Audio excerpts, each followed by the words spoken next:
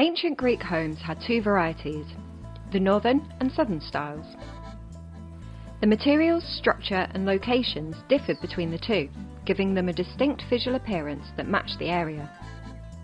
The houses were primarily built with 2 or 3 largish rooms that were situated around an open-air courtyard. Larger homes would have extra rooms for a kitchen, a bathing room, a men's dining room and a women's sitting area. They used stone, wood or clay bricks to construct the house and its surrounding courtyard walls. Stone houses lasted the longest, but for the poorer communities they had to use sun-dried mud bricks. They only lasted a few years and would have to keep rebuilding their homes. Roofing was done using reeds, or for richer families, tiles were available. The tiles were also used indoors for flooring to help keep cool in the hot summer. Fires were needed in metal baskets through the winter to help keep warm on the cold flooring.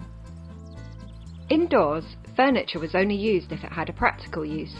There was never much around for just decoration, unless you were wealthy. The furnishings in common houses were made up of collections of stools and chairs, some using a design similar to Egyptian folding chairs. A bed was constructed from a thick board or plank with 4 legs, with a thin blanket or fur pelt thrown over it, and a mattress was a sack filled with old leaves.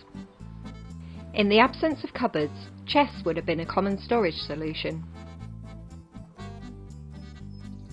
Wealthier families would have had a dresser to display items of value, and reclined sofas fill the shared spaces, but could also double up as a bed when tilted backwards. Houses were divided up into male areas and female areas. The Acorn Room was reserved for males to entertain male guests. It would have a separate entrance in most homes so that they would not have to cross paths with the women in the house.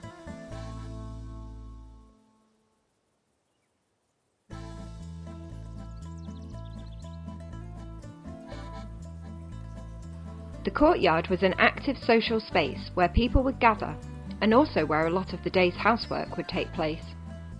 The well would have been built here, which is where drinking water would come from, as well as washing clothing and pottery. Farmland would cover large swathes of the surrounding land. Here they would grow crops or farm animals, which they could live off throughout the year, or sell on to buy a variety of other food, drink or household items.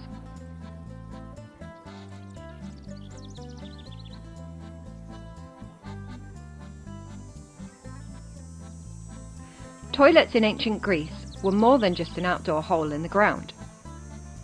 They were one of the first to create plumbing. It consisted, where possible, of clay pipes and small canals to drain the wastewater away. The common toilet was situated outside and often had more than one seat, allowing multiple people to sit side by side and use the loo at the same time.